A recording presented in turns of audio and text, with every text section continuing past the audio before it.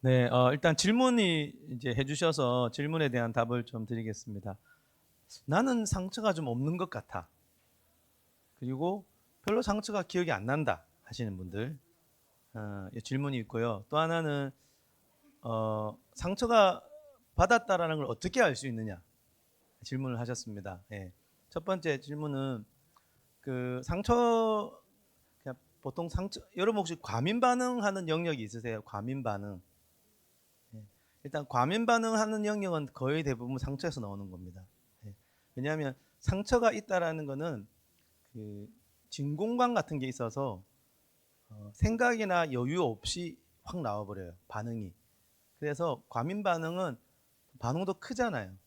그래서 약간 예민한 반응들은 상처에서부터 나왔다고 생각하면 딱 되고요. 그 다음에 관계 간에 갈등이 있으실 때 저 사람이 거의 95% 문제라고 생각되지만 아닙니다. 내 상처가 건드려져서 갈등이 생겨요. 예. 그리고 누군가가 여러분을 핍박할 때 상처가 무조건 드러납니다. 예수님처럼 완전하게 사랑하지 않으면 다 상처가 사실 있는 거예요. 자, 그래서 상처는 과민 반응하는지 예민한지 갈등 가운데 내가 어떻게 반응하는지 핍박 가운데 어떻게 있는지 또 그런 부분들을 보시면 좀 알겠고요. 또 하나 상처가 기억이 안 난다는 분들이 꽤 많아요. 일단 뭐 어, 좋은 점일 수 있다고도 생각이 드는데 살아가다 보면 결국은 깨달아질 때가 옵니다. 예, 예. 그때는 없다고 느꼈는데 지금은 떠오르는 과거의 상처들이 있을 수가 있습니다. 자, 그리고 제일 심한 건 뭐냐면 상처가 심할 때는 안 떠올라요. 내가 그 상처를 감당할 수 없다고 무의식이 느낄 때는 절대 안 떠올립니다. 왜? 의식으로 떠오르는 순간 감당이 안 되거든요. 그래서 계속 누르고 사는 경우도 많습니다. 그래서 실제 상처가 적은 분도 있어요. 예, 예. 그런 분도 있지만 상처가 없는 분은 없고 상처가 적거나 하는 분들은 아무래도 빈도나 이런 부분들 좀 적겠죠. 그래서 이 예수를 믿든 안 믿든 세상에서 평탄하게 살아오신 분들 보면 어느 정도 발끈하는 상처는 없지만은 상처는 다 있고. 예, 그래서 너무 심할 때도 기억이 나지 않는다. 그리고 때가 되어야 상처가 떠오르는 경우가 많다. 내가 의외로 여러분 내가 성장하고 나서야 깨닫는 상처도 많습니다. 어릴 때는 몰라서 안 깨달아지는데 성장했을 때 충분한 마음이 힘이 있을 때 떠오르는 상처도 많아요. 그래서 어, 놀라곤 하는 경우도 있죠. 예, 제가 생각나는 대로 말씀을 제가 드렸고요. 어, 예. 또 질문 있으세요? 질문을 받고 예.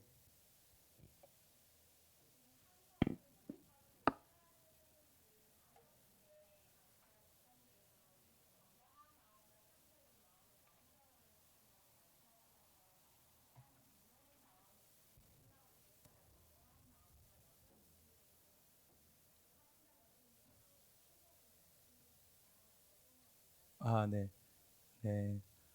저만 화 문제로 힘들어하는 게 아니. 네, 저는 이제 분노인데 어떤 분은 우울일 수 있고요, 어떤 분은 불안일 수 있으니까 이거는 제가 좀 이제 제 마음상 이게 이론과 달리 이론도 이런 이론이 있는데 제가 깨달았던 게 뭐냐면 몰랐어요. 제가 제 안에 분노의 또 다른 자아가 올라올 때 내가 어떻게 하고 있는지를. 일단 옛날에는 완전히 몰랐던 게 뭐냐면 완전 눌러버리고 누르면 효과가 없거든요. 결국은 뻥 터져서 화를 더 내요. 그게 내가 누르고 살아왔다는 증거였죠. 근데 이제 갈수록 어떻게 하냐면 이제 어제도 화가 났는데 이전과는 다르게 뭘 어떻게 하냐면 화난 내 마음을 그냥 가만히 바라봐요. 화가 났구나. 누르거나 판단하지 않았어요. 예.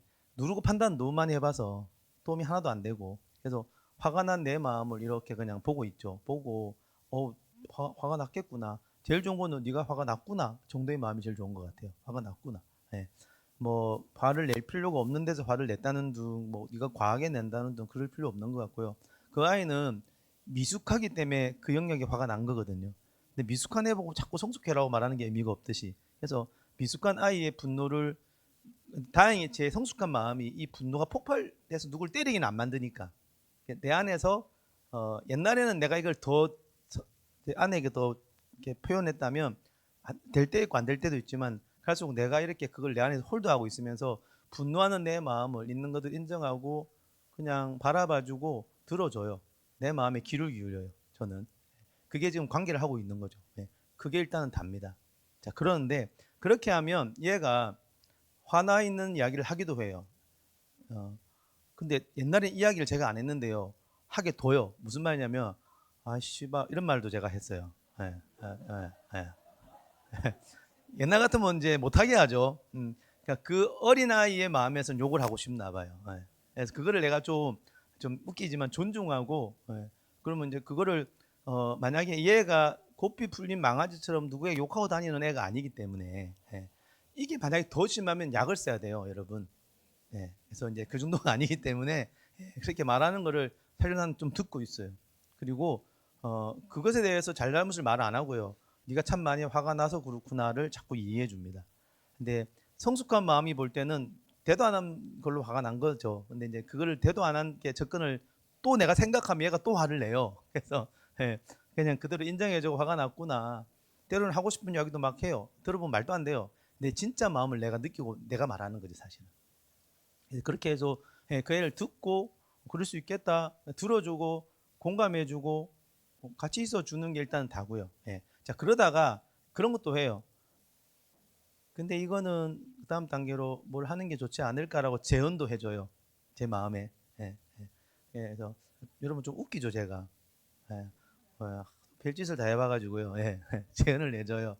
그러면 이제 때로는 마음 상태가 좀 좋아지면 받아들이기도 하고 때로는 안 받아들이기도 하도 예, 그럼 그 다음 기회를 노리는 거죠. 그러고 있으면 이 마음이 일부는 제 마음이 흡수되는 것 같고 일부는 또 밑으로 들어가요. 한꺼번에 다 안 되더라고요. 예, 그럼 삶은 또 나와요 100%. 그래서 요즘은 제가 뭘 느끼냐면요. 이렇게 한 지가 꽤 됐는데 우리 아내는 못 느낄 수도 있지만 저는 제 마음이 힘을 느껴요. 제가 워낙 더 통합되고 있는 걸로 간다는 데가 힘을 느껴요. 네. 아직은 갈 길이 먼 것 같아요. 제가 지난 시간에 말씀드린 이렇게 내가 화가 많이 나는 이유가 여러 가지인데 어릴 때 그 갓난아이일 때 방치됐던 경험 때문에 그렇거든요. 제가 그거 말고도 많이 있는데 그러니까 울고불고 해도 오지 않는 엄마를 제가 한 살 이럴 때예요. 그래서 제가 목이 쉰 이유 말씀드렸잖아요. 기억나시나요? 제가 20대 때까지 목이 꽤 많이 쉬어 있었습니다. 예. 20대 때까지는 목이 돌아온 적이 없었어요. 그래서 제가 이유를 몰랐어요. 나중에 30대 때인가 엄마한테 물어봤어요. 엄마 나 왜 어릴 때 그렇게 맨날 목이 쉬었어? 그제서 엄마가 이제 말씀하셨어요. 사실 말이야 너 이러면서 어머니가 이제 바쁘시니까 어릴 때 책에는 썼어요. 이제 겨우 저와 형을 재워놓고 일하러 간 거죠. 빨래 산더미처럼 많잖아요. 근데 제가 깬 거예요. 걔가 울고불고 하는 거죠. 근데 아이들은 즉시로 가서 사실 안아줘야 되거든 원래. 근데 하던 일을 못 멈추니까 저를 방치한 거예요. 30분 계속 울다가 제풀에 지쳐 잠들고 다 늦게 오시고 이런 거예요. 처음에 저를 굉장히 사랑해 주셨는데 그 상황이 그게 안 되시니까 저를 계속 그렇게 많이 뗐는데 어머니가 볼 때는 그렇게 맨날 울던 애가 목이 안 돌아오더라 그러는 거예요. 그러니까 제가 울기는 많이 울었나 봐요. 저는 어릴 때 짠 보였어요. 왜? 여러분 그럴 때 누가 와서 달래주고 해서 제가 울다가 기분 좋음으로 돌아가는 연습을 해야 되는데 많이 못하니까 기분 좋아지는 힘이 없고 울고 있는 힘만 더 센 거예요. 이해되세요? 네, 그래서 저는 계속 울었던 거예요. 그래서 저는 초등학교 때도 진짜 많이 울었어요. 마음에 안 들면 울고 불고 엄마가 나중에 다 받아줬지만 울고 불고 그랬어요. 그러다가 초등학교 때 저학년인가 친구들도 받아줄 줄 알고 막 우니까 친구들은 안 받아주더래요. 그래. 니 새끼 이게 집인 줄 알아 이러면서 제가 사회에서는 그러면 안 되는구나 깨닫고 초등학교 때부터 그러지 않았어요. 안 하는데 습관은 남아 있으니까 제가 제 마음을 달랠 줄 몰랐던 거죠. 이게 무의식에서 일어나는 일이어야 되거든요.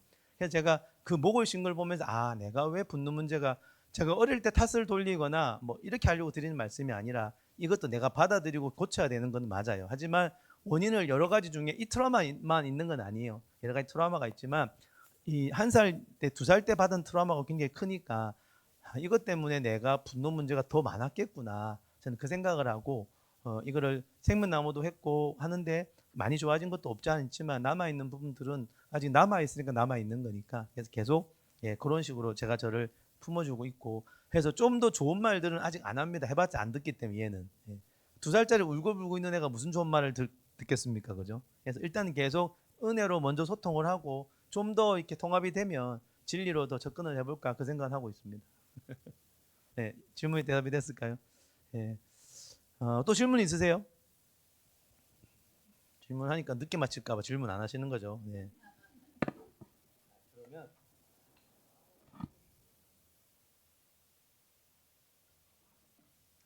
그런 생각, 저는 이제 그런 의문을 가졌어요. 저는 제가 받는 상처 받는 영역에 다른 사람 상처를 안 받더라고요. 그런 거 느껴보셨어요? 네. 같은 일에도 여러분 똑같은 교통사고에도요, 그 병으로 가는 사람이 있고 안 가는 사람이 있습니다. 네. 똑같은 상처에도 상처가 되는 사람이 있고 별로 안 되는 사람이 있어요. 왜? 여러분 상처를 여러분이 받았던 영역을 보면요, 그게 여러분의 강점일 확률이 커요. 네. 강점인 영역은 섬세하고요, 예민해요. 풍성한 강박이 들어있거든요. 그래서 상처도 더 잘 받아요. 말에 상처 받는다? 그분은 말을 잘할 수 있는 확률이 커요. 말에 대한 섬세한 감각이 있어서 그래요. 네. 일을 성공적으로 했을 때 기분 좋고 실패할 때 너무 힘들어하는 분도 있습니다. 상처가 되는 분이 있어요. 그 사람은 성공에 대한 탁월함에 기질이 있을 수 있다니까요. 그리고 조금만 안전하지 않아도 상처받는 분이 있죠. 예, 안전에 대한 탁월한 능력이 있는 분이에요. 예, 관계, 타인의 평가 다 마찬가지입니다. 여러분이나 제가 상처 입은 영역은 그게 나를 말해주는 그 영역이 되기도 하더라고요. 그래서 기질의 강점의 상처를 입는다, 그렇게 제가 느꼈어요. 예, 내 기질이. 저는 그래서요, 외향적이고 감정적이고 신념적이기 때문에 사람들에게 상처를 잘 받아요. 대신 사람 일을 잘해요. 강점이자 섬세한 영역이니까. 저는요, 그 사람 관계를 중요시 여기는데 관계적인 감각이 좋아요. 그래서 저 사람은 그냥 하는데 저는 그것이 의미를 크게 느껴요. 관계적인 사람 손 들어보세요. 저랑 비슷할걸요. 예, 예. 그래서 그냥 하는 말인데, 자, 뭐 그냥 아닐 수도 있는데 대인은 그렇게 관계적인 기질은 아니에요. 걔는 아주 사고적이고 일도 잘하고 섬세하고 그래요. 음악도 잘할 거고. 예. 대인은 관계적인 상태가 약간 둔감할 수 있어요. 저는 관계가 섬세해요. 대인은 그냥 하는 말도 제가 상처가 될 수 있어요. 조심해. 예, 이렇게 설명하면 이해가 쉬울까요? 우리 원 목사님 사고적이시거든요. 처음에는 약간 냉정하다가 느꼈잖아요. 상처는 아니지만. 예, 그러니까 각자 자기의 기질에 따라, 저는 이제 관계적이다 보니까 톡을 보내도 뭔가 이모티콘이 와야지 조금 맞다고 느끼는 그런 사람이에요. 예. 이모티콘 없이 보내는 분들, 사고적인 분들 좀 많거든요. 그분은 그냥 보내는 건데, 관계적인 사람 그게 조금 서운하고 이럴 때가 원래 모르고 보면 있다니까요. 여러분 안 그러신가 봐요. 네. 그래서 기질이 보는 게 크고 많아요. 자기 기질의 강점이. 그래서 서운함이나 상처도 많이 볼 수 있습니다. 제가 어릴 때 상처가 그랬어요. 저는 어릴 때 엄마 심부름했다가, 심부름 이야기 했었죠. 5세 때 심부름을 잘못해서 가족들이 저를 보고 막 웃었어요. 저는 관계적인 사람이라 외향적인 사람의 외부의 관계가 주는 뉘앙스에 너무 예민해요. 그게 제겐 상처가 된 거예요. 그 사람은 그냥 웃었는데. 그래서 제가 나중에 이게 내 강점 영역이구나 라고 생각해. 그래서 저는 강의도 못했고 사진도 안 찍고 막 숨어 다녔던 이유가 그쪽에 제가 감각이 좋아서 상처도 잘 입는 거죠. 네. 제가 강의를 30대 후반에 처음 했습니다. 그전에는 강좌도 안 했어요. 네. 왜? 상처를 입었으니까. 제 강점임에도 불구하고 상처 입으니까 아예 못 쓰고 있잖아요. 그러다가 상처가 회복되면서 강의를 했는데 강의가 너무 재밌는 거예요. 네. 그래서 저는 30대 후반부터 강의를 했습니다. 그러니까 지금 강의한 지는 20년도 잘 안 됐어요. 네. 근데 이건 전 너무 좋은 게 제 강점 영역이기 때문에, 강점 영역인 외향의 상처를 입으니까 강의를 안 하고, 감정의 상처 입으니까 강의 안 하고, 신념의 상처 입으니까 강의를 안 했던 거거든요. 그게 제 강점 영역이었더라고요. 그래서 여러분 상처가 된 남들보다 더 과민한 영역은 여러분 잘하는 영역입니다. 내 눈에 들어오는 더 섬세한 영역이라 부정적인 것은 더 크게 부정적으로 느껴지는 거죠. 그래서 어린 시절에는 이제 힘이 없으니까 상처가 되지만 커서 우리가 힘이 생기면 그 부분을 충분히 강점화시킬 수 있다. 상처의 속성을 보면 이게 내 강점이구나, 그렇게 생각해 보셔도 좋을 것 같아요. 하지만 그렇든 저렇든 모든 상처는 하나님을 만나면 천국이 된다, 한 번 더 말씀드립니다. 자, 그래서 상처는요, 근원적인 치유가 가능하다. 한 번에 모든 생각이 바뀔 수는 없지만은 그 한 가지 생각은 주님이 바꾸실 수 있다. 새 영을 주고 새 마음을 준다 그러셨고요. 그렇지만 근원적 치유가 어려운 이유는 다양하죠. 아까 앞에서 말씀드렸던 거의 무한대 원인들도 논리적이지 않고요. 원인 파악도 어렵고요. 원인들 간의 병합도 많고 왜곡 누적. 우리 뇌와 몸은요 쉽게 안 바뀝니다. 그리고 뇌와 몸은 되게 사망으로 향해 달려가요. 어떻게든 이게 회복되기 어려워요. 그래서 믿음이 필요한가 봐요. 그죠? 우리 몸이 회복될 수 없으니까 믿어서 의인이 되는 게, 몸으로 의인 되려면 이게 한도 끝도 없는 거죠. 상담 약물은 필요하지만 다 제한점이 있습니다. 그래서 근원적 치유는 어렵고, 그래서 사실 남은 부분 들고 잘 가야 된다. 하지만 그럼에도 불구하고 근원적 치유에 대해서 애를 쓰는 것도 중요하다. 둘 다 중요하다. 그죠? 아무리 허무해도 그죠? 할 거는 하고 해야죠. 그래서 부분적 근원적 치유는 가능하고 하나님 말씀이 그 일을 한다. 아마 다 동의하실 겁니다. 말씀은 창조, 재창조 다 하시고, 우리 몸은요, 생각, 감정, 행동이 우리의 혼이라 그러면 여기서 핵심되는 CEO는 생각입니다. 이거는 뇌과학적으로도 그렇고 성경적으로도 그래요. 생각을 바꾸는 게 되게 중요해요. 마음을 새롭게 함으로 변화를 받는다. 마음이 생각이거든요. 생각을 새롭게 함으로 메타노야가 회개라는 헬라어 단어고, 메타노야의 의원은 생각이 바뀌어야만 완벽한 회개다. 감정, 행동 바뀌는 것으로는 3분의 2밖에 안 된다. 그 밑에 무의식의 생각이 바뀌어야만 완전한 회개다. 회개는 생각을 바꾸는 것까지 해야 된다. 생각을 바꾸는 건 완전한 트랜스포메이션이 되니까. 생각을 완전히 바꾸면 사람이 달라지는 건 맞다. 이해되시죠? 그래서 예수 믿기 전과 후가 뭐냐면 예수에 대한 생각이 완전 바뀐 거예요. 그래서 여러분들이 예수를 안 믿을 수가 없어요. 이미 믿어져 버린 생각이 완성이 되어 있기 때문에. 하지만 여러분, 생각이 안 바뀌고 감정만 카타르시스 되면 근원적 변화는 없습니다. 그래서 감정만, 치유 집회의 감정만 좋아지면요, 이틀 되면 재발해요. 생각이 안 바뀌어서. 생각까지 완전히 바뀌는 데까지 말씀이 뿌리 깊게 무의식에 와야 된다. 무의식적 생각이 바뀌는 것이 근원적 생각을 바꿀 수 있는 거고, 근원적 치유가 가능하다.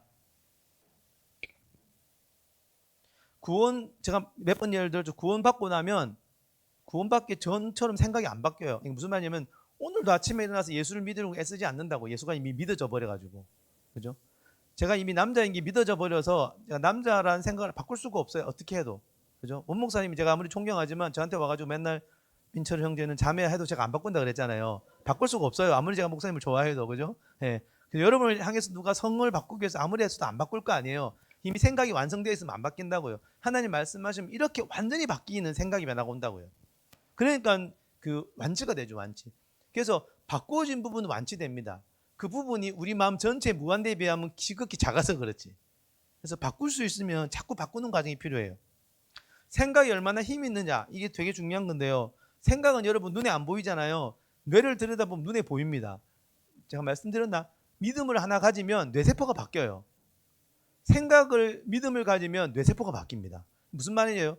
눈에 보이지 않는 것으로 눈에 보이는 게 바뀌어요. 그래서 산이 옮겨갈 수 있는 거죠. 예수님이 믿으면 된다 했지 않습니까? 믿음이라는 게 예수님을 근거로 믿으면 제일 파워풀한 믿음이에요. 그냥 믿음도 파워풀한데 근거 자체가 진리고 사랑이면, 그 진리의 사랑으로 믿음을 딱 믿어버리면 그 완전한 물리적인 변화가 옵니다. 그래서 드물지만 병자들이 회복되잖아요. 그러니까 제 말은 그 회복된다는 게 뭐냐면, 암이 나을 수 없는 암이 낫는다든지 그런 거예요. 다리 없는 사람이 다리가 생긴다든지, 보기 되게 드물잖아요. 네, 굳이 그런 기적이 지금 이 시대에 별로 필요 없으니까. 하지만 성교제 같은 데 가면 그런 게 있다 그러지 않습니까? 예, 믿음으로 물리적인 게 바뀌는 거죠. 믿음으로 그 무리를 걷는 것도 그거 물리적인 현상을 바꾸는 거잖아요, 예수님이. 사실은 예수님의 기적은 다 물리적인 현상이라니까요. 제가 볼 때 초자연적이지 않습니다. 우리가 모르니까 초자연적이지. 뇌를 연구해 보면 믿음이 있으면 진짜 바뀌어요. 근데 근거가 되는 믿음의 내용이 말씀이니까 완전한 재창조를 이루는 거죠. 그래서 물리적 법칙이라는 것은 믿음을 배제한 거고요. 예, 그래서 믿음이 있으면 진짜 바뀌어요. 신기하게도. 성별이 안 바뀌는 것. 해리성 인격장애라고 제가 예를 들었나 모르겠는데요. 이게 옛날에 다중인격장애예요. 사람 안에 평균 9개 인격이 있는 현상. 들어보셨나요? 예. 다중인격장애는 그 인격끼리 분리가 되어 있어서 자기 안에 나머지 8개 인격을 몰라요. 이게 이제 의학적인 거고 실제 있는 거고. 근데 이게 제가 말씀드렸잖아요. 그 주인격이 나왔을 때 암이 생기면, 그죠? 부인격으로 바꾸는 순간 암이 사라진다고. 벌에 물렸다가 인격이 바뀌는 순간 벌에 물린 게 사라진다고요. 이제 놀라지도 않으시죠, 그죠? 예. 똑같은 몸인데 인격 체계가 바뀌었다고 왜 암이 사라지냐고요. 그래 다시 또 인격이 돌아오면 암이 왜 또 나냐고요. 그 순간에 그렇대요, 여러분. 암이 사라졌다 암이 생긴대요. 예. 신비가 아니라 이게 의학이고 실제 몸의 현상입니다. 예. 그 우리 몸의 세포가 뭐 3달인가 있으면 싹 다 바뀐다면서요. 그렇답니다. 제가 기억이 맞으면 3달인데 3달 만에 세포는 다 바뀐대요. 근데 여러분 왜 똑같아요? 세포가 다 바뀌면 우리도 바뀌어야 되는 거 아니에요? 예, 우리 안에 믿음 체계가 똑같아서 그래요. 예. 그래서 물리적인 것보다 훨씬 뛰어나는 게 생각과 믿음 체계입니다. 해리성 인격장애를 보면 그걸 알 수 있죠. 해리성 인격체계가 해리되면서 그렇게 몸 상태가 바뀌는 거는 그 사람의 핵심에 있는 믿음 체계, 인격 체계, 그 사람의 정체성이 바뀌기 때문에 그런 거죠. 그러니까 생각이 바뀌면요 놀라운 변화가 있습니다. 근데 또 말씀드리지만 생각이 무한대이기 때문에 그 무한대가 다 바뀔 수는 없어서 이제 우리가 계속 성화의 과정을 겪고 가는 거죠. 근데 거짓된 생각은 잘 안 뽑혀요. 왜? 무의식 깊은 데 숨어져 있고 잘 드러나지도 않고. 그래서 여러분이 거짓된 생각을 믿고 있다는 것 자체를 몰라요. 아까 상처가 있냐 없냐 궁금하신 분들은 거짓된 생각이 있으면 다 상처 있는 거예요. 넓게 확장하면. 여러분 마음에 거짓된 생각이 없을 것 같으세요? 죄송한데. 내가 좀 놀리는 것 같아서 죄송한데. 여러분 마음에 하나 이상은 거짓된 생각이 다 있습니다. 예외 없습니다. 예수님 빼고는 싹 다 있습니다. 그죠? 제가 지난번 말씀드렸잖아요. 그 자매님들 자기한테 난 너무 예뻐. 진짜 예뻐. 죄책감이 심어지는 분들은 거짓을 믿고 있는 거예요. 내가 너무 예쁘다는데 그게 받아들여주고 맞아. 내가 진짜 난 너무 예쁜 것 같아라고 정말 믿어지시면 신앙적인 겁니다. 근데 내가 너무 예쁘다고 말하기에는 세상의 사고방식이 너무 들어와 있는 거죠. 그게 믿음 체계가 거짓말이라는 거 아니에요. 그죠? 예, 저도 있어요, 당연히. 물론 제가 잘생긴 걸 알지만, 예, 그렇다고 해서, 예, 누구나 다, 그러니까 그걸 다 뽑아낼 수는 없어요. 예, 그게 당연한 거고. 그러니까 사망의 몸에서 우리를 누가 건지냐고 사도 바울이 이렇게 하잖아요. 그 사망의 몸이에요. 사망의 몸은 다 안 바뀌어요. 하지만 이제 그래서 믿음이 이제 들어온 거고. 근데 믿음이 주는 이게 생각의 변화가 너무 크기 때문에 우리는 계속해서 성화의 과정을 밟아는 가야 되겠지만 주님 오시는 그날까지 여러분 아무리 해서도 예수님처럼 동교동창 안 된다니까요. 그죠? 몸체가 달라. 예수님 몸에 아예 죄가 없고 우리는 무의식 깊은데 죄가 있고 그러니까 게임이 안 돼요. 그래서 다 헛된가 봐요. 어쨌든 그래서 이 거짓된 생각은 숨어져 있어서 여러분 다 찾을 수도 없고요. 찾아지는 것만 다루셔도 큽니다. 그리고 아까 상처 세월이 지나면 나도 몰랐던 거짓말이 또 나오는 걸 경험하시게 될 겁니다. 하나님은 그냥 안 두세요. 우리 안에 있는 거짓을 어떻게든 조금씩 뽑아내기 위해서 여러분 갈등 가운데 자녀 가운데 뭐 부모 가운데 이 고통스러운 그게 다 그 고통이 왜 생기겠어요? 거짓말이 생기니까 고통스럽죠. 동의 안 하시네요. 네. 여러분 갈등이 있을 때 고통스러운 거는 내 안에 거짓말이 반응해서 그래요. 죄송하지만 뭐 꼭 그렇진 않죠. 예수님도 고통스러우셨으니까. 자, 그래서 무의식적 거짓말에 우리가 속고 있다. 대부분 무의식적 저 안에 거짓된 생각은 믿음의 형태로 내재되어 있고 내 인격처럼 느껴지기 때문에 그래요. 그래서 잘못됐다는 생각 가지기 힘들죠. 그래서 거짓된 생각을 마치 진리로 착각하고 살아갑니다. 이거 진짜 많습니다. 저도 아직 이거 있을 거예요. 당연히. 저는 진리로 믿었는데 거짓을 진리로 믿고 있는 게 저도 있을 거라고 생각을 해요. 그걸 알고 싶어요. 근데 한꺼번에 다 알 수가 없어요. 하는 우리의 마음을 그렇게 한꺼번에 다 시집어내시고 그런 분이 아시기 때문에 시간이 필요하고 과정이 필요하고 계속해서 우리 안에 잘못된 생각을 말씀으로 묵상으로 회복되는 시간이 우리에게 필요한 거죠. 거짓은 빛을 싫어해서 드러나기를 거부하고 그래서 이 거짓은 안 바뀌려고 되게 애를 씁니다. 참 그래서 우리가 내적인 거짓말과 함께 건강한 영적 전쟁을 하는 거. 그래서 누군가가 영적 전쟁터가 생각이라는 말도 했죠. 그런 사람들 되게 많죠. 우리의 생각이 영적 전쟁터다. 굉장히 맞는 이야기인 것 같습니다. 그리고 조금만 그러면 다 도망가요. 마음 깊은 곳으로. 거짓된 생각은. 하지만 이 생각을 다 뽑아낼 수는 없지만 하나님 보여주시는 만큼 살아가면서 가족에게 여러분이 저도 그렇고 가족을 힘들게 하시잖아요. 조금씩들은. 그 다 거짓말 때문에 그래요. 거짓말이 없으면 여러분 무조건 더 사랑할 텐데. 그래서 가정 안에 불화, 어려움, 내 문제 이거 다 거짓말들을 뽑아내는 숙제입니다. 그래서 상처 없을까 봐 걱정 절대 하지 마시고요. 갈등 가운데 어려움이 올라올 때 부정적 정서가 올라올 때 그 다 상처로 인한 것일 확률이 있다. 이제 조심스러운 거는 다 상처의 눈으로 보란 말은 아니에요. 세상을 열심히 사시되 그렇게 만연되어 있는 거짓이 내 안에 있을 수 있겠다. 그렇게 생각하신다면 좀 더 우리가 묵상과 하나님 찾는 데 열심을 내지 않을까요? 자, 그럼 이렇게 강력한 무의식 생각의 치유가 불가능할까? 그렇지 않습니다. 분명히 말씀이 훨씬 강력하기 때문에 다만 시간이 오래 걸려야 되고 60년의 은혜 가운데 조금씩 치유해 나가는 것이죠. 그래서 묵상, 말씀이 뭐 당연히 제일. 그래서 여러분 부정적 감정 직후에 묵상하시라고 제가 말씀드린 거 기억나세요? 열받고 난 직후가 무의식에 있는 거짓된 생각이 제일 잘 올라왔을 때니까. 잘 안 올라오면 제가 뺨을 때려 드릴게요. 뺨을 맞는 순간 올라오는 생각 있잖아요. 그거 찾아 없애면 돼요. 여러분 뺨을 때리는데 한쪽 뺨을 때려놓을 수 있다. 그러면 이제 없을 겁니다. 그게 아니라 뭔가 자극을 했을 때 괴롭다. 그 괴로운 생각과 감정을 따라 들어가 보면 육신 생각이 십중팔구 있습니다. 그러니까 뭐 찾기 쉬워요, 의외로. 찾기 쉬워요. 그래서 부부가 은혜라니까요. 서로의 무의식적 생각을 희집어 주지 않습니까? 그죠? 이 사람 없으면 고통스럽지 않을 것 같지만 그럼 우리가 발전이 없으니까 하나님 딱 붙여가지고 이 사람을 통해 내 안에 연약함을 보지 않습니까? 저만 그런가요? 이러면 저만 이상하게 되는데. 그래서 부부가 목사님 말씀 제일 안 맞으면서 제일 좋은 친구라 저는 100% 동의합니다. 제일 안 맞는데 제일 좋은 친구죠. 이렇게 친밀하게 도와주는 사람이 어디 있습니까? 가장 우리의 부정적 감정을 잘 올려주는 고마운 우리의 배우자들, 그죠? 배우자에게 감사하시면서 배우자가 나를 자극할 때 내 안에 들보가 자극받는다. 그걸 통해서 내 안에 생각을 찾아서 자꾸 다루어 보시는 게 맞지. 자꾸 나를 괴롭히지 말라고 배우자를 쪼아봤자 안 돼요. 그죠? 배우자 바뀔 때까지 기다리면 바뀝니까? 저도 안 바뀌니까 우리 아내가 괴로워하는데, 그러니까 자꾸 내가 나를 바꿔야 돼요. 그러니까 고통스러울 때 내 안에 이런 부정 생각을 찾아서 진리에 비춰보시면 좋겠습니다. 그래서 평생의 과정이다. 어쩔 수 없다. 완벽하게 다 치유될 수 없다. 이제 이해하실 겁니다. 그래도 하나님 우리 안에 충만하세요. 그죠? 무의식이 다 보고만 되어 있고 의식화되지는 않지만 신비롭게 무의식 안에 하나님 가득 차 계세요. 대신에 이거를 생명력을 누릴 수 있는 과정이 필요한 거지. 하나님은 여전히 우리의 무의식에 충만하다. 무의식에 좀 관심 가지면 좋겠고요. 자, 이렇게 결국은 이제 마무리 다 돼갑니다. 이렇게 결국은 우리가 앞에서 지난주에 내가 나를 만나는 일을 열심히 하고 친밀해지시고 그거를 방해하는 상처를 치유해서 내가 더 나아와지고자 하는 이유가 이겁니다. 내가 더 말씀 안에 나를 찾아와서 내가 나를 통합시키는 이유는 뭐예요? 통합된 나 전체를 종으로 드리려고, 말씀의 종으로 드리려고. 그렇지 않습니까? 자녀로 충분히 누린 예수님은 종으로 십자가를 지시지 않습니까? 자원, 중요한 게 종이 그냥 되면 안 되고 자원하는 종이 돼야 된다고 저는 믿습니다. 그죠? 그냥 하나님들은 억지로 할 수 있죠. 그게 뭔 사랑이 있고 뭔 의미가 있습니까? 예수님은 결국은 자원하는 종이 되신 거잖아요. 그러니까 하나님 아들로서의 정체성을 통해 사역을 시작하시고 자기를 충분히 찾고 말씀 안에서 사역을 하시고 결국은 이제 자원하는 종으로 하나님 앞에 드리고 나는 사라지고 하나님만 남게 되는 거죠. 그래서 이 말씀이 저는 참 다가왔어요. 거룩한 산제물로 드리라.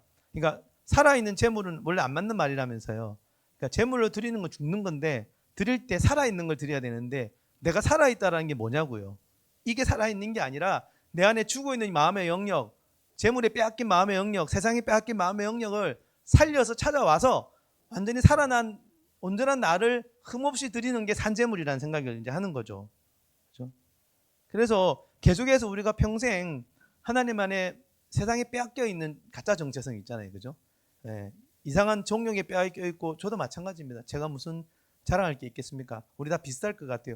이렇게 하나님 앞에 드려지지 못한 수많은 영역들이 우리가 있단 말이에요. 그걸 어떻게든 찾아와서 산제물로 하나님 앞에 드리는 게 필요하죠. 그래서 그러기 위해서는 여러분 이 아들로 충분히 누리지 못하면요 종도 가짜가 될 확률이 커요. 좋은 글은 우리는 마지못해 가는 것만 생각하는데 자원하는 종은요 아들로 충분히 나를 찾고 나를 누리고 살아보고 내가 누군지를 정말 아는 그 영역을 자원하게 드릴 때 자원하는 종이 되는 거죠. 그래서 자녀로 먼저 사셔야 종이 된다. 자녀로 살 마음도 없고 종으로 살 마음은 더 없고 우리가 많이 그렇잖아요 사실은. 그죠? 예수님은 정체성을 말씀하는 구절이 300구절 이상 있다고 저는 봐요. 성경에, 신약에. 하나님은 자기 아버지라고 말하는 건 정체성을 밝힌 거거든요. 신성 모드로 죽잖아요. 죽을 줄 알면서도 하나님 자꾸 아버지라 부르고 내 하나님 아들로 자꾸 말하고 신성 모독인데 하나님 자기 정체성 예수님 기꺼이 말씀하세요. 정체성을 지키려고 했다고 저는 생각을 합니다. 말씀해 보면 아버지가 두 아들에게 일하죠. 그죠? 그래서 말씀드렸는지 모르겠는데 포도원에 가라. 첫째 아들은 뭐라고 했죠? 이해하고 안 가고. 둘째 아들은 싫어해 놓고 갔잖아요. 누가 순종했냐고요. 그죠? 둘째 아들이 순종한 거는 둘째 아들은 자원했기 때문에 둘 다 가기 싫었는데 솔직한 둘째 아들은 회개하고 가고 계속 가기 싫은데 거짓으로 간다 했던 아들은 안 가요. 솔직한 내 마음대로 가거든요. 자원은요 솔직한 내 마음이 원해질 때가 자원이지 않습니까? 첫째 아들은 자원하는 마음이 없었어요. 둘째 아들도 자원하는 마음이 없었어요. 하지만 둘째 아들은 최소한 정직했어요. 정직하면 회개할 기회가 없습니다. 자원하지 못하는 영역들을 우리가 인정을 하고 찾아와야지. 자원하지 못하는데 자원하는 척하는 것은 결국은 안 하게 돼요. 안 가게 돼요. 예수님의 기도를 보면서 저는 이게 제 마음대로 해석인지는 모르겠지만 저는 예수님의 3, 4번 기도가 다르다고 느꼈거든요. 처음에는 뭐라 그러세요? 나의 원대로 마시고 아버지 원대로 해라 그래요. 둘째는 좀 달라요. 아버지 원대로 되기를 본인이 원하신대요. 전 다르게 봤습니다. 첫 번째는 100% 자원함이 전 아니게 봤어요. 예수님 십자가 지기 싫으셨거든요. 그래서 이 잔을 옮겨가시라고 했잖아요. 지나가게 하옵소서. 예수님은 정직했어요. 나 이거 이 십자가 지기 싫다고. 근데 아직 100%는 아닌데 아버지 뜻대로 되세요라고 기도했습니다. 3번 기도하고 두 번째 기도하고 이렇게 기도하세요. 이 잔이 내게 지나갈 수 없는 걸 받아들이시면서 아버지의 원대로 되기를 원하나이다. 제가 너무 해석을 이상하게 하나요? 예수님이 완전한 차원하는 마음이 생길 때까지 밤새 기도하신 게 아닐까? 그 생각을 했어요. 물론 십자가를 지고 죄를 대속하기 위해서 그 무거운 밤을 지내시는 것도 맞지만 정말 본인이 완전한 자원하는 종으로 드릴 때까지 저는 기도한 것도 이 3, 4번의 기도에 속해지지 않았을까. 그만큼 자원함으로 십자가를 지는 것은 굉장히 중요하지 않을까. 그래서 자원함이 없는 영역을 억지 예스하지 말고 불순종일지라도 일단 노하라고 말씀드리고 싶은 거죠. 불순종이라도 정직하면 정직한 마음은 자기가 자기를 만난 겁니다. 싫은데 예스는 내와 내 마음이 안 만난 거예요. 근데 싫은 거 싫다 하는 건 내가 내 마음 만난 거거든요. 예수 믿는 정체성이 있는 사람은 싫은 걸 좋은 걸 싫다 그러면 회개하게 되어 있습니다. 그죠? 차라리 정직해서 진정한 자원으로 가는 게 맞죠. 거짓 예스를 만드는 이유가 있습니다. 두려움, 죄책감 그런 게 있으면 다루셔야죠. 네, 싫은데 이해하는 것, 정직하지 않은 것. 결국은 이렇게 내가 나를 찾는 이유가 내가 잘 먹고 잘 사고 자아 실현을 하고 그게 아니죠. 내가 나를 찾으면 잘 먹고 잘 살 수도 있지만 그게 목적은 아니고 그렇게 아들로 정체성을 누리고 그걸 자원하는 종으로 드리면 결국은 하나님만 남는 세상과 나는 간 곳 없고 구속한 주만 보이는 그 삶을 우리가 원한다고 생각을 합니다. 그래서 완전히 드려질 수 있는 그런 삶을 살기 위해서 내가 나를 찾아야 되는 게 아니고 결국은 하나님만 남아야 된다. 이건 뭐 제 느낌입니다. 근데 감사한 거는요.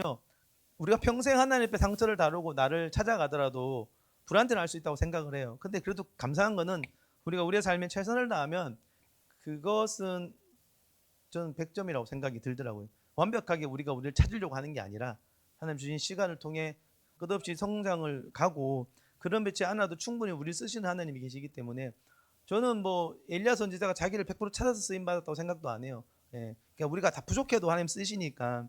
하지만 그럼에도 불구하고 끝까지 이 길은 놓칠 수는 없지만 결국은 하나님은 우리의 연약함을 통해 쓰시는 분이기 때문에 우리는 우리의 전심을 최선을 다하고 남은 부분 하나님께 의탁하면 하나님 우리를 아름답게 쓰시지 않을까 그 생각을 하게 됩니다. 그래서 어쨌든 이 과정은 충분히 지나가면 좋겠다. 내가 누구인지를 찾고 자녀됨을 충만히 누리고 그 누린 나를 온전히 드리는 자원하는 종이 되는 삶. 그래서 누구인지를 충분히 찾으면서 아들의 권세를 쓰고 충만히 누릴 수도 있기 때문에 여러분이나 제가 하나님의 자녀로서 충분히 못 누린다. 이 기쁨도 잘 모른다. 이 즐거움도 헷갈린다. 사는 게 그냥 이렇게 너무 의미가 없다. 뭐 이렇게 되면 저는 어쩌면 더 자녀됨을 못 누리고 있는지도 몰라요. 예수님이 오신 거는 양으로 생명을 얻고 더 풍성히 얻게 하려고 하시는데 생명을 얻었는데 약간 덜 풍성하면 그죠?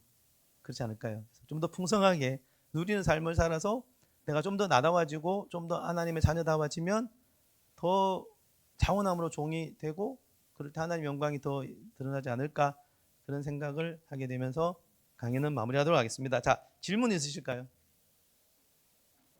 네.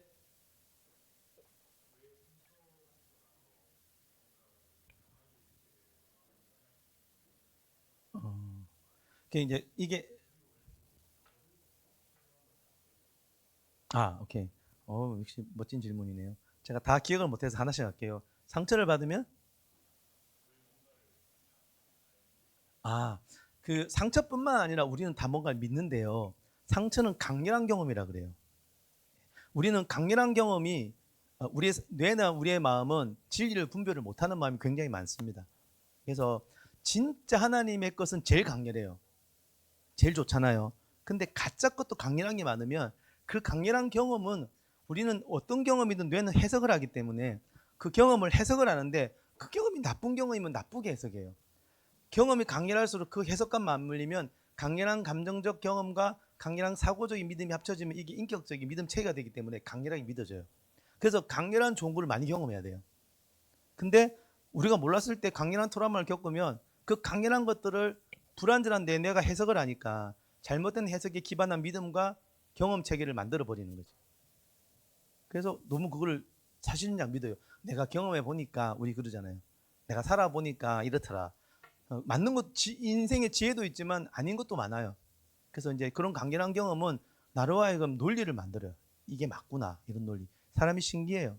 그래서 우리는 뭔가를 충분히 경험하고 학습하고 내 걸 만들고 믿고 싶고 하기 때문에 그런 강렬한 경험은 그 경험에 맞는 해석과 믿음 체계를 가지게 되는 오류를 많이 범하는 거죠.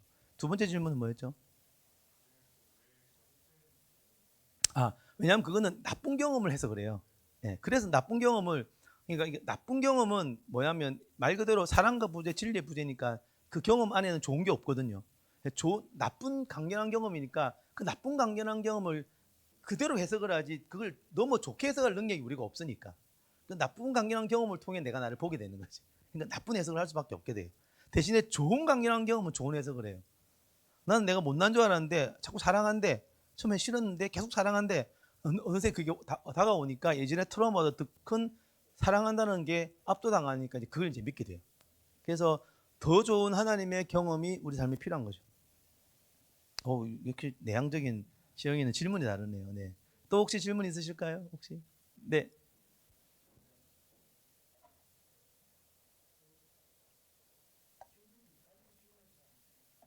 네. 네.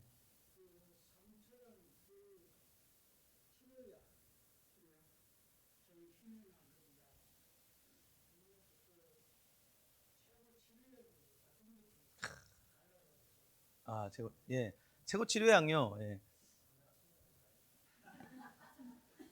네, 저 장로님 말에 100% 동의를 하는데, 예, 이제 예, 약이 좀 많다고 생각을 해요. 그래서 이제 하나님이 이 땅에 주신 모든 걸 다 쓰시면 좋겠거든요. 그래서 꼭 뭐 기도뿐만 아니라 이제 하나님의 진리는 제일 좋은 거라고 생각을 하는데, 바로 그걸 적용하기 어려울 때도 많아서 저는 필요하면 이렇게 우리가 몸이 그 뇌, 심리, 사회적 관계, 영성 네 가지 다 필요하거든요. 기도만 한다고 낫는 게 아니기 때문에 죄송하지만 너무 불신앙인가요? 뇌는요, 40일 이상 밥 안 먹으면 죽잖아요. 그러니까 뇌를 내대로 접근하는 게 약물이고, 이런 치료가 있고, 뭐 심리 치료가 있겠고, 예수 믿든 안 믿든 사회적 관계적인 치료가 있겠고, 영성적인 접근이 있기 때문에 모든 데 대한 방법이 되게 많다고 생각합니다. 그래서 일반적으로 말씀드리면 이 상처를 내가 극복할 수 없다, 상담을 받으시길 권해드리고요. 상담은 목사님도 좋고 전문 상담가도 좋고 누구랑 관계없고 다 도움되니까. 그리고 이 상처 때문에 내가 너무 우울이나 불안까지 너무 심하다, 그럼 약을 드시면 좋겠고, 더 나아가면 기도 사역을 잘 받아서 하나님의 이렇게 도움을 더 받으시면 뭐 제일 좋겠죠. 그러면 네 가지가 다 될 수 있을 것 같습니다. 세 가지 정도가 제일 좋을 것 같습니다. 감사합니다. 역시 질문들이 너무 감사하네요. 자, 질문 한 분만 더 받고 50분에 마치겠습니다. 더, 50분 전에 마치기를 원하시네요. 네, 알겠습니다. 2주 동안 고생하셨고 기회 되면 또 말씀드리겠습니다. 감사합니다.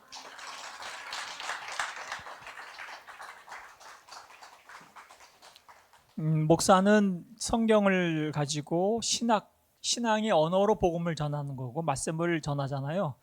근데 이제 집사님은 의학을 공부한 전문 의로서 심리적인 언어, 그리고 일반인들이 흔히 알고 있는 이런 언어들을 가지고 기독교의 복음을 전하는 강의를 하시는 거예요. 그래서 다른 교회를 가든 뭐 집회를 가든 뭐 이렇게 그런 자리에서 하나님의 말씀과 복음을 일반 은총적인 언어로 표현하는 거죠. 우리 가운데 다양한 직업을 가지신 분들이 계시잖아요. 이제 일반적으로 엄마 아빠가 늘 삶으로 이제 언어로 삶으로 전하는 것도 나는 그 복음을 이렇게 드러내는 거라고 보지만, 또 직장에서 내가 갖고 있는 언어로 또 표현으로 이렇게 기독교의 진리를 잘 드러내는데 우리가 좀 더 이렇게 고민하면 우리 안에도 풍성한 하나님의 복음이 색깔이 다양하게 이렇게 드러난 시간이 있을 봅니다. 이런 강의들을 통해서 우리 교회가 굉장히 좀 스스로와 우리와 관계를 이렇게 들여다보는 굉장히 유익한 것 같습니다. 이 유익함들을 잘 한 주간 또 누리시고 또 풍성한 우리 관계 가지시기 바랍니다. 네, 감사합니다. 잘 마쳤습니다.